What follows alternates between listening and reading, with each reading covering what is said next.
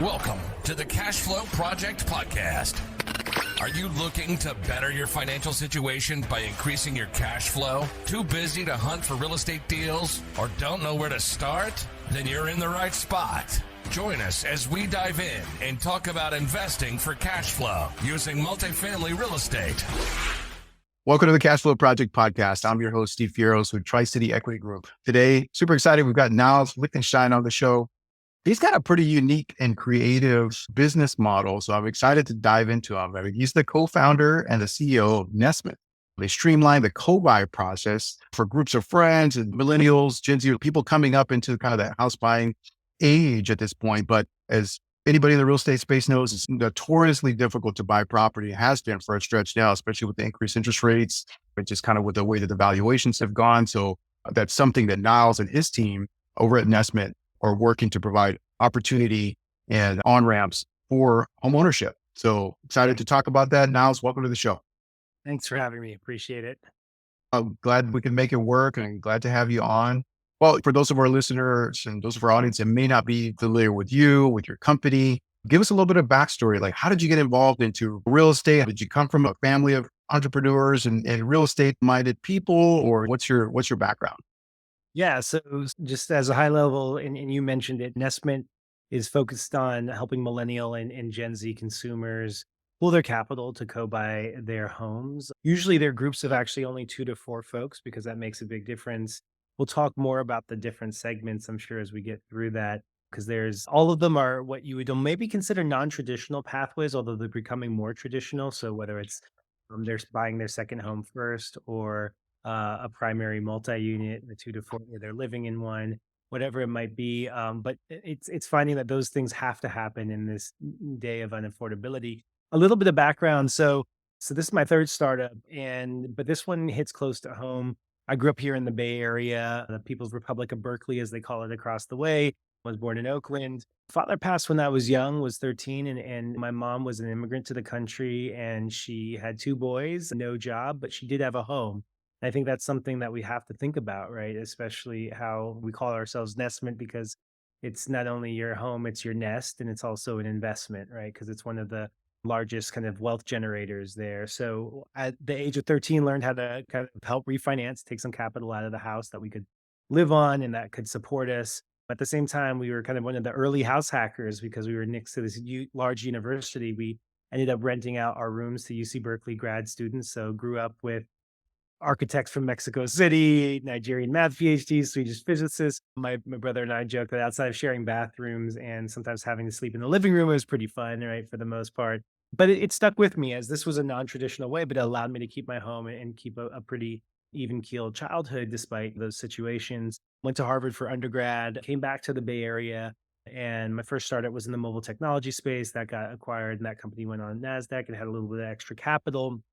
And my cousins in Oakland were basically like, oh, all these IPOs have happened in the Bay, we're never going to be able to afford. So started with a triplex, and just to kind of understand how we could all live here, own it together. And first TIC, then cash generating LLC. And then I think one of the most meaningful moments was watching as we could refinance 9-10 years later, right? And we caught that great appreciation. And now that became a check for all of those folks to be able to go buy their primary, right? So seeing this as like a stepping stone. And then I found myself over the last 10 years, whether it was as Airbnb was coming up, that all of a sudden, all the places you wanted to vacation became like, I go there with my friends anyways, and I'm spending an arm and a leg, right? So why not buy it together? I live a Nestment life now. I have a building here in Nob Hill. We live on the top floor. I love multi-units because you get more square footage for the price, right? Than single family home, especially in San Francisco. We own it with another family that we love, and then we rent out units and pays for itself. So definitely like live the Nestment life. Yeah. And so really what started off as just this trend. My second startup was funded by the New York Times and was a different startup in a totally different space. But what started this was I was talking to some of my team members at my second startup, and they're like, we can't afford the Bay Area either, but here are places where we vacation that we want to pull capital. What were the tools you use? That turned into a landing page. And my advice for anyone who has an idea, just build a landing page, tell people about it, light some Instagram ads, have a LinkedIn campaign. Next thing you knew, we had hundreds of people signing up for a product that didn't exist with a really good cost per acquisition.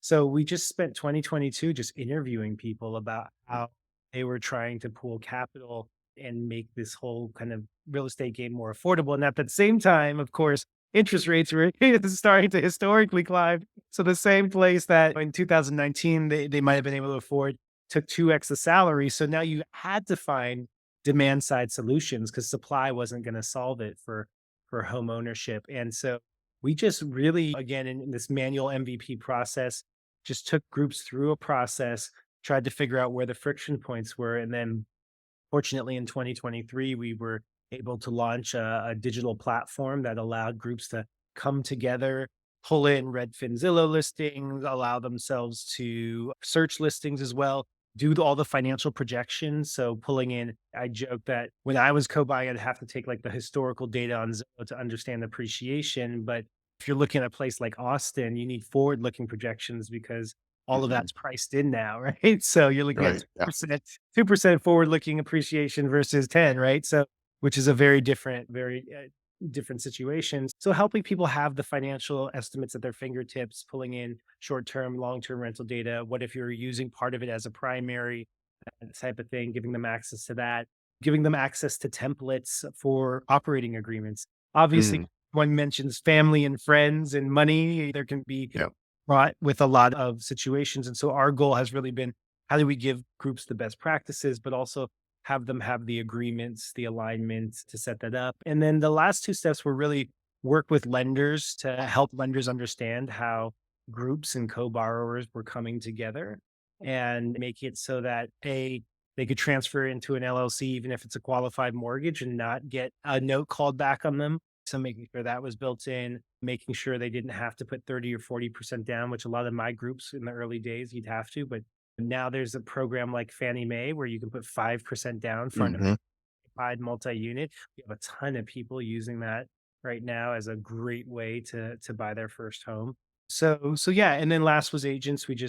I was on an agent's podcast the other day and he was joking that when he'd get a call from a group, he would like give it to somebody else because they would always come and they were excited, but then they'd fall apart because they couldn't be agreed. So what we found is that agents that we're working with, and we had to like demonstrate it to the large brokerages and stuff like that. Like, listen, if you can get the group aligned and you get them pre-approved, actually the conversion rate is really high. And now you have a net new buyer, Right. right?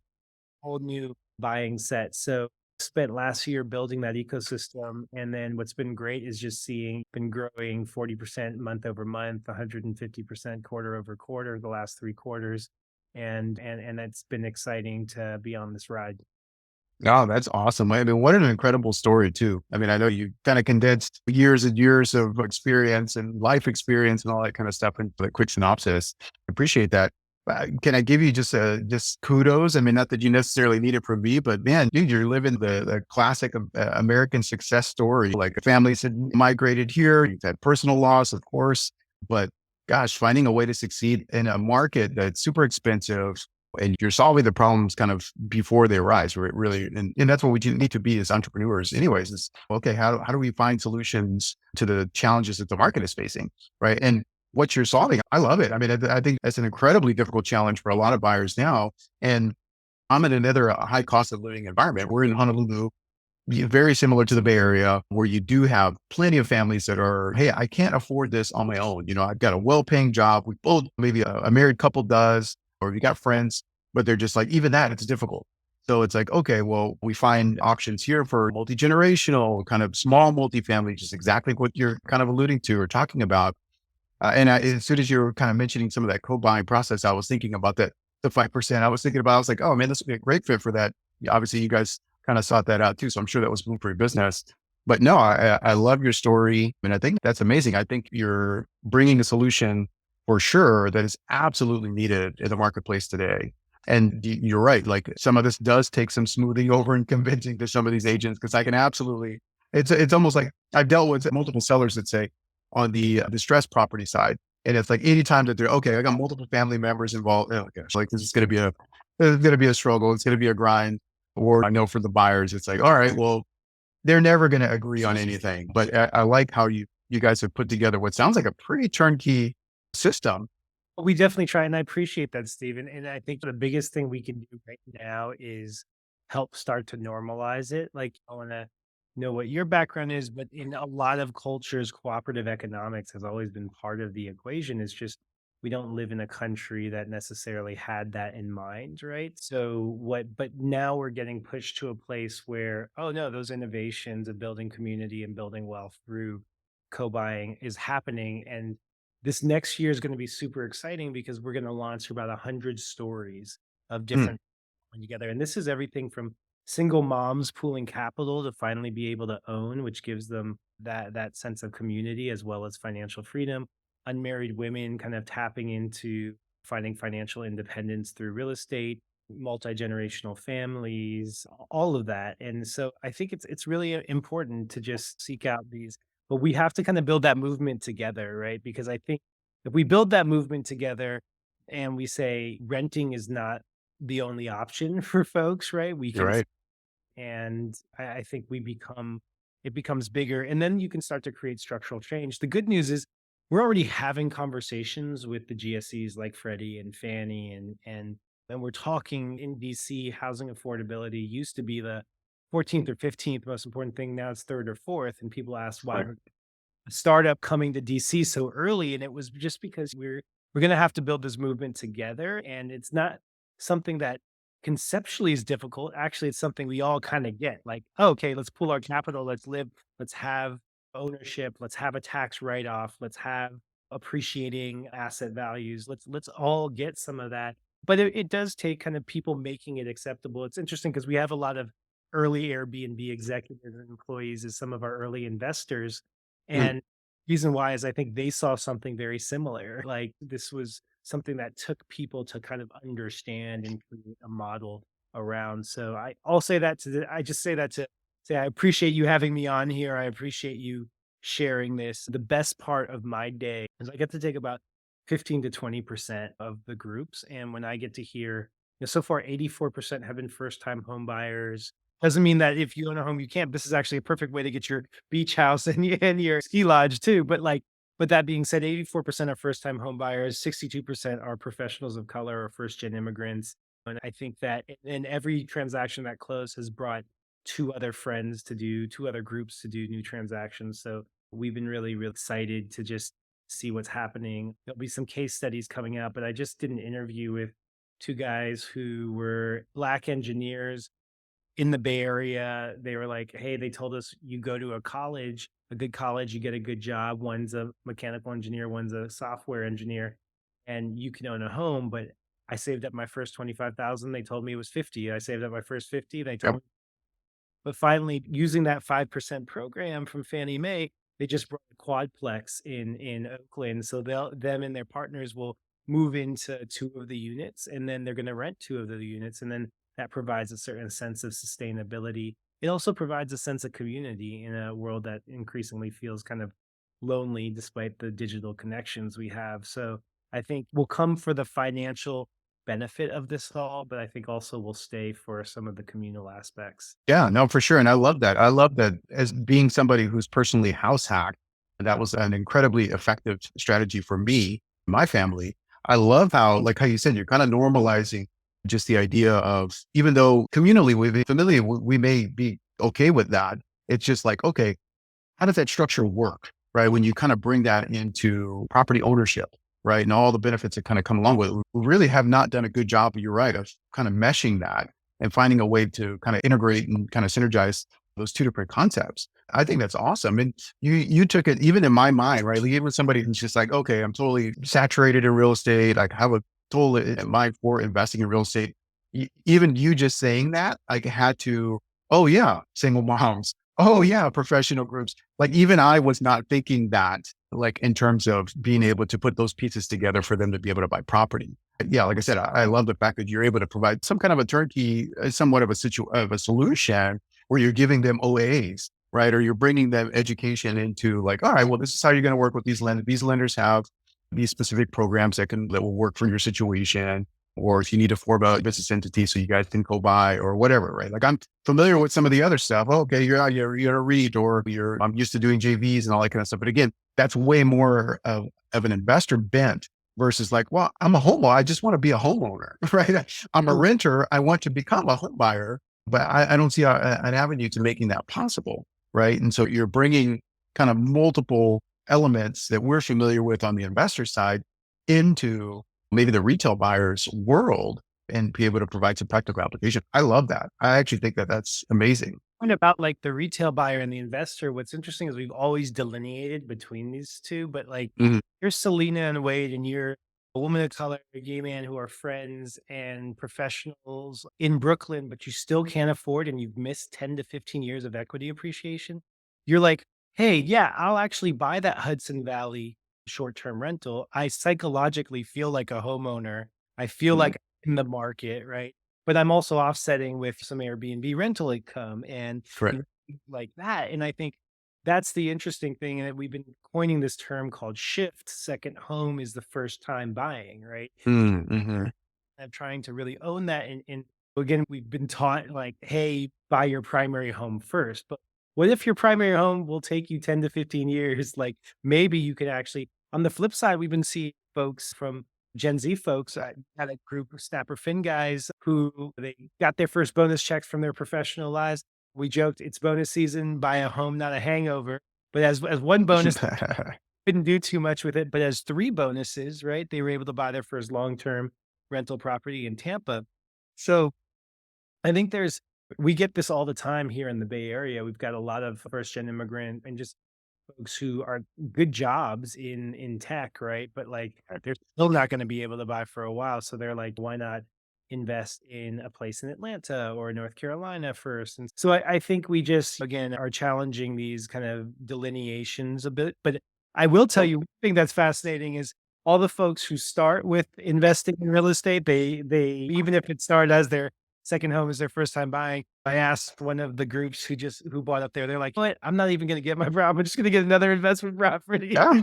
because they get the bug and you start seeing that. So it's exciting. Yeah. And I think it's incredible too. Like I said, it provides an amazing on ramp. And for those people, and I see this a lot here too, especially being in Hawaii, we're so far away. You get a lot of local buyers that, for one, it's super expensive to buy here, right? Real high cost of living, but they're really just not comfortable. Let's say buying at a distance, solo, right? But maybe they would be with like, oh, well, hey, my son lives on the mainland somewhere because they moved there for school, got a job there in Atlanta or any of these other growing economies, right? And it sounds like you guys are helping potentially, maybe kind of looking at the macro picture and okay, well, hey, you look, you have economic growth here in this market in the Carolinas, okay, lots of medical here, or Atlanta, lots of film industry here, or Texas or Florida, whatever.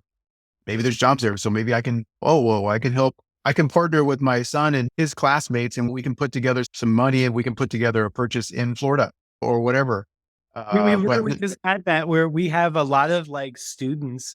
One just closed in Gainesville, Florida, next to the University of Florida because mm, they went there, right? And they were like, yeah, how much they had to pay. And so they go in with, but no, you're exactly right. And we've been building something called Nest Rank, which for us was, we were just taking a look at all of these lists. And so we had all of this expensive core logic data, which was this like forward mm, looking appreciation, but I think is more like a lagging indicator. And then we started looking at realtor.com and their hotness rating, which kind of is like the for sale depending.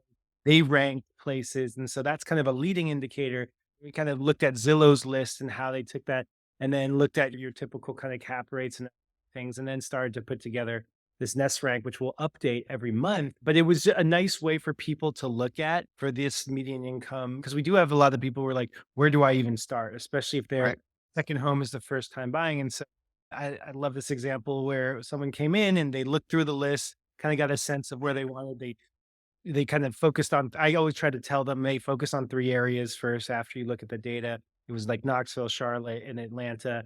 Had them meet with local partner agents in all three places to get that information. Ultimately decided on Atlanta.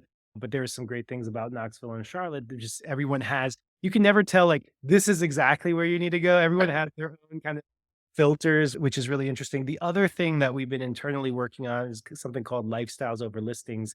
And what I mean by that is take all of that data, but then add some level of your life, especially like we have a group called the Pin Seekers, and they're three guys who are all renting in high expensive places, San Francisco, San Diego, but they love to golf and Mm, public golf courses are a great way. So what we're doing is we're taking like the top 50 public golf courses, overlaying them on this information. And so now you have groups of four buddies or four women or men buddies who are coming together and saying, I love golf. And what is the place? But I can't afford the $1 million place, right? But I can afford or I love wine. So I'm actually going to look in Luray, Virginia or McGahyville, Virginia versus Napa or Sonoma. So what are the things that you love and bring that into it? And then what is the data out there and how can you kind of get me to those places? So Oh, it's super cool. Like I said, to me, it's a refreshing approach because again, I might be familiar with some of those markets because let's say I'm a short-term rental operator, right? So I'm looking to where people might be visiting, where it could make a good investment. But again, you're putting on kind of a different hat in this instance because, hey, well, maybe I'm a homeowner and I do enjoy golfing. And so like that's more of a priority to me in that instance in terms of buying property, especially with a cohort that doesn't, maybe they're not investors, they're not necessarily looking for cash flow, but this is a lifestyle asset and we can have some immediate benefit just by living in the house. Maybe it's my primary residence or it is for maybe one of the partners or whatever. And the focus can be on, yeah, this is something that checks the box for us from a lifestyle perspective. It doesn't need to, okay, I got to hit these minimum ROIs and my cash to cash is to be this number. And I'm so used to looking at property this way. But again, it's a different hat that you can put on. And this is a different way to evaluate property, especially for a first-time buyer. So if you can tell somebody here that's Honolulu, okay, well, I can't buy here, but I can buy on the mainland. And well, we go to Vegas all the time. Well, shoot, that Vegas is a very popular tourist spot for people here in the islands. So it's like, okay, well, maybe I can put together a buying group with my close friends who we all frequently travel to Vegas. We've got family there or whatever, and we'll just buy a place there. Then it's like, okay, well, cool. Here's the tools to be able to do that. Here's an OA. This is what you need. Let's help you evaluate an agent in that market or a lender. And I'm sure you guys are maybe starting to develop contacts on that front, but here's some tools at least so that you guys can go and kind of make that happen. You can make that a reality. I love that's a great example too, because even with a lot of these first time homeowners, even if there's an idea of cash flow, like at this point, you want to be thoughtful about the equity portion of it. Like eventually Mhm. you definitely, so what's great about our financial projections and the tools and the platform is you're looking at how do I get to one, we're still looking at equity over time, right? So in the first 5 years, 10 years, et cetera, you're trying to maybe find the place that gets to as close as either cash flow neutral or positive if you can, right? Mhm. What Mhm. what we talk to a lot of folks about is like, hey, think about the equity on a longer term basis. But if you do have this investment property, then at some point you're not going to replace your salary yet with that. But you will be able to get two or three or 1031 exchange that investment property into something else bigger. Or there's ways in which this will build, but let's focus on getting as close to getting a good place that's going to appreciate, getting as close to cash flow neutral as possible. Ideally positive, great, that's good. But let's take a little bit of focus away from that. This is your first place, and this is a way that you're starting your portfolio, or you're really just growing that because you can't afford in Honolulu, you can't afford in San Francisco. Eventually, you'll be able in 5, 10 years to take some of that equity appreciation, and while you're also saving for that place at home. And so not everyone was born with a stock portfolio to be handed down, or no offense to anyone who has, like No, yeah, right. it's just like you just don't always have those opportunities. So how can we make sure people get that opportunity? Yeah, no, and I love that. Like I said, it's a different hat. And so like the angle of approach is totally different. A lot of first time home buyers may be thinking, well, it's my forever home. And it's like, well, this really kind of puts that off where it's like, and again, I'm used to having those conversations. So like, well, look, this is probably not going to be the house that you're going to be in for the next 30, 40 years or whatever. Like this is not your forever home. Think about like most people move, average move is like every 7 years. So, okay, well, cool. Then just know that you're going to be buying this property and you can use this equity that you will be likely gaining because you look at the historical trend. Okay, well, have an appreciation rate. Okay, well, great. Then you're going to have some money built up. The valuation of the currency. Hey, guess what? You're holding hard assets. So now you've got a hedge against inflation. All these great benefits that come with property ownership. But again, it kind of starts putting people's mindset, I think, a little further down the road. I mean, I tell people that all the time. It's like you put real estate on a long enough timeline, guess what? You win. Like, period. Like you don't have to overthink it. But I love that. I love how it changes the mindset. Honestly, it changes the mindset and the possibility for having success for a lot of people who, guess what? Property ownership it's not really a thing. And we hear this all the time on the investor side. It's like, well, renter nation, because way that the prices have run up the last few years, especially since post-COVID, the way that the interest rate environment is right now, like there's going to just be so many people that will never buy. And you guys are bringing a solution where it's like, no, you can actually still own some property here. It's not just for the one percenters, and you don't have to be a trust fund baby. Like you said, no knock to the people who have access to resources, but there's a lot of people out there that don't.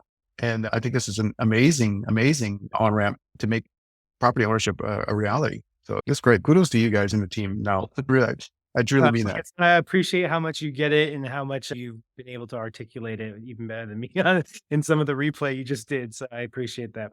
No, yeah, no, that's really good. Like I said, it's exciting to me because and maybe again, if I grew up in Texas, obviously it's a lower cost of living environment where maybe this challenge is not so in your face. Although, of course, the way that inflation has been the last handful of years, it's becoming more and more of a reality for a lot of people, not just high cost markets like yours and mine here.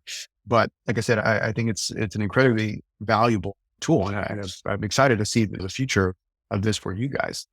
But yeah, no, so I mean, this is the point of the show where we kind of transition a little bit more what we call our fire round, just a little bit more rapid fire, short answer questions. Was that something you're up for? Yeah, let's do it. All right, awesome. All right, first question. What's your best book recommendation for investors, for real estate people? It's usually Rich Dad, Poor Dad. That's kind of the go-to, the real estate Bible. But do you have a good book recommendation that you've got for listeners?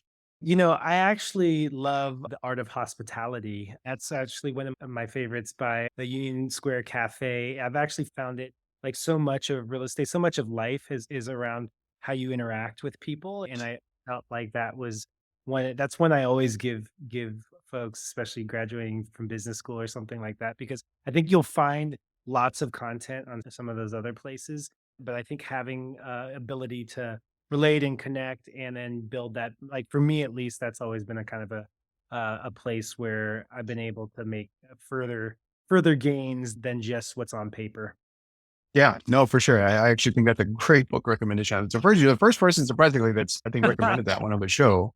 But I think as we continue kind of progress more into the tech space and AI and whatnot, I mean, if you can develop a superpower, do that. Yeah. Like, But that is a great point. I think maybe when we were growing up, Steve, like it was all about being a generalist. And now like with my kids, it's like, how are you a specialist at something? Like oh yeah, how are you distinguishing yourself from AI potentially? And we're seeing it all the time here. So it's really fascinating. for sure, for sure. Well, kind of on the topic of superpowers, what would you consider your superpower to be? My superpower is I think I have a good ability to, I know everyone says this, but connect the dots. But I would say actually connect the lines, right? And what I mean Mm, is their dots are little data points, but actually what you want to find are the through lines that mm, personal or business wise. And I think that's something that I've always looked for. It's not just like how am I connecting this moment with that moment, but actually how am I looking at what this person is trying to accomplish over a period of time? And how do I connect those lines? And like, what am I trying to accomplish? And that the good thing about doing that is what you're actually looking forward for or at is a long-term collaboration or partnership with folks. And then you can also say if those lines don't meet, they're divergent, right? Like because dots are easy to connect, but lines right. they are traveling at a certain angle. You said angle of approach, I think is really important. So do our lines converge at some point? Are we running? And so I think about connecting the lines versus connecting the dots is my superpower. No, I love that. I feel like I'm seeing that even just listening to you kind of share your story. I don't think you come up with a product like this, a solution like this without having that superpower. Because easy enough to, okay, yeah, data point here, data point here. Okay, cool. Yeah, I can make a line here. I can make that connection. But without seeing, all right, where do these trends go? Where does this go? Yeah, I don't think that you come up with the product that you guys have developed. So no, that's great. I love that. All right, next question. What's the biggest lesson that you've learned over your career thus far? Biggest lesson that I've learned. I Um, know, right? It's like, yeah, no, no, that's a lot. I would honestly say like lessen cognitive load. Like that's the biggest thing. And what I mean by that, and I'll turn that into the biggest thing I've learned is deal with situations within 24 hours. And mm, why I say that is, and I'm not always the one who does it, and I should, but I sure. try to stick to this. which is if something is bothering you, I have these actually tiers that I give to people in our team too. Like if something is an issue, there's have pick up a phone, have a conversation as soon as possible because you'll spend so much time thinking about it that there's so much cognitive load and it takes you away from everything. And I Mhm. feel like throughout my career, the majority, there's so much time. We are so limited on time and bandwidth and resource that so much time is spent on just situations that could have been solved, having a call in 24 hours before it got bigger than it needed to be. So I think that's one of the lessons I've learned in my career because I've allowed those things to happen too, and been using that a lot more lately. Yeah, no, that's actually really good advice. That's good. I can attest to that just through my own marriage. It's like, all right, Jen, get to the solution kind of quickly. Let's resolve this. Or my wife will tell me, okay, well, hey, I'm not going to commit mental energy to that. So let's get this fixed. And that removes kind of an additional stressor, let's say from your day or your mental bandwidth. There's biblical advice on that too, right? Like never, don't let the sun set. That's good. Just bring it there. So that's really good. Um, all right. Next question. For the busy working professional who is trying to work towards financial freedom, what advice would you have for them? Besides use your product to get into a Yeah, product. yeah, yes. Like, I mean, I think if you're listening, passive income through real estate is a great one. I think we just talked about anything you can do to lower cognitive load, I think is actually honestly the best thing you can do for your life. And so there's actually I give this to any new couple moving in or a couple who's had a baby. If you check out Fair Play is a card game actually, and you usually with your spouse or partner, you deal cards, right? And delegates responsibility, everything from fun planning dates to dishes, right? And you can change every month, you can change every quarter, you can change every year, however you want. But what it actually does is it lowers your cognitive load. Like if I walk past, there's dishes in the sink and I walk past dishes, I know whose responsibility it is. And that actually takes away resentment. It takes away all of that. Yeah. What a lot of the things that I think about is just for busy professionals. I also own like gyms and hair salons and things that gave me community. And despite having like there's the tech side, so I kind of like to spread my risk in a way. Like you've got your passive income with your real estate and your small businesses, and then you've got your like big bets with technology, right? And so I think to myself, where can I kind of have those? But to manage all of that takes kind of lowering the cognitive load. And so yeah, so I think a lot about how are we able to make decisions or have certain frameworks that help make life a lot easier for us busy working professionals. Look, especially if you're two working partners with kids, right? Like there's not many times in history where that's happened, right? Where you have that and we all want some levels of freedom. And so the more we can free our mind, one just for our own personal happiness, but also to think and be aware of investment opportunities, the better. Yeah. Oh, that's good. It's that actually fits into, I think, the model of Nestment. It's like you're sharing the load effectively, right? So, but you can only do that with kind of clear expectation, which let's say an operating agreement or something along those lines would set up in the business world, in the business sense. But you can do that with your personal relationships, with all these kind of different facets of your life to lessen that cognitive. Okay, no, that's such and such's deal. They need to handle that. Uh, I don't need to think about it. I don't need to commit mental injury to that. So that's good. That's really good. Well, awesome. Well, if our audience wants to connect with you, if they want to learn more about the products that you guys have and how they can start implementing that strategy, what are the best ways to reach out to you?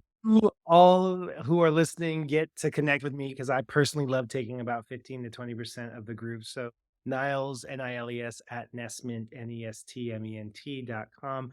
Just reach out. You can also sign up on the platform and get access to all of those things as well.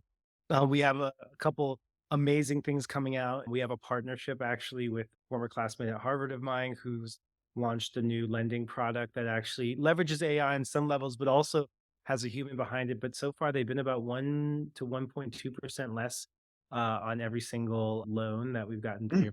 We have lots of great lenders. Don't get me wrong. I love all of our lenders, but this is, I'm excited to kind of launch this limited program with folks in the next couple weeks on that. So reach out and we'll make sure that we help you and your group make the real estate a reality.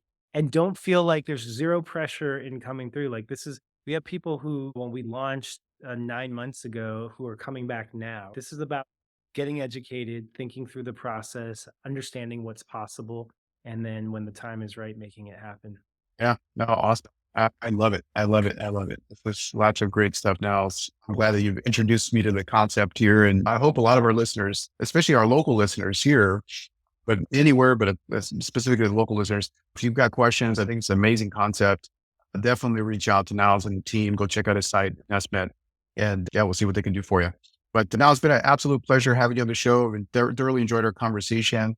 And I wish you all the success in the world. Thanks, Steve. I didn't even realize it was a show because of the conversation was so good. I felt like we were in Honolulu, but it's really cool. I appreciate it, and great to have this type of conversation with someone. Yeah, no, I appreciate it, Niles. Thank you so much. Go enjoy your day, and we will talk to you soon. Aloha. Great conversation with Niles Lichtenstein over at Nestment. What an amazing and creative concept to do group buying. Now, we do it all the time, like through multifamily real estate syndications. I'm absolutely used to the concept. We've done joint ventures, whether that be for residential, whether that be for commercial, but never kind of put that into the mindset of using it for just personal use or maybe your own primary residence, especially him coming from a high cost of living environment, there being in the Bay Area. But obviously for a lot of our listeners that are based here in Honolulu, what a powerful concept. And the fact that he's able to bundle, okay, well, hey, we can give you research. Maybe it's not buying here in Honolulu first. Maybe it's buying at a distance somewhere on the mainland. Maybe you're not ready for, like, let's say, to become a straight investor yet, but you do know, okay, I should be buying real estate. I should be buying hard assets. You've got a lot of inflation. I've heard that that real estate thing is a good thing and it's an interesting thing. And I think this is a valuable tool for those listeners in our audience. So that's great. Make sure that you guys are reaching out to Niles and the team over there and to see what they can do about helping you guys out and really, really turn into property owner. So that's great. If you guys are interested in connecting with us locally, make sure that you're joining us at our monthly meetups, Honolulu Multifamily and more. Always have a great turnout of people who are interested in being involved in real estate, specifically multifamily real estate, whether that be smaller multifamily or the larger projects that we run. Also, too, if you guys are finding value in the show, of course, please would love a subscription. Just subscribe to the show. Just make sure that you sign up for notifications, whatever platform that you're listening on or watching on. If that's YouTube, make sure you're subbing, sharing the show. We'd love a 5-star review as well. If you hate the show, that's totally fine. Make sure that you're leaving a comment as to why, just so we can learn how to get better. We want to make sure that the show is better for you guys. And then, of course, make sure that you guys are making plans to attend the next Hawaii Millionaire Mindset Conference. It's happening July 10th through the 13th out here at the Four Seasons out in Colina. Great place to network and learn from some of the best and brightest entrepreneurs, property owners. If you need tax advice, all that kind of good stuff, we're going to have people on site that will be able to help you with and guide you through the process, all of that. But all right, guys, so that's going to be it for today. I definitely enjoyed our conversation with Niles. Go out, take some action, and we'll look forward to seeing you on the next show. Aloha.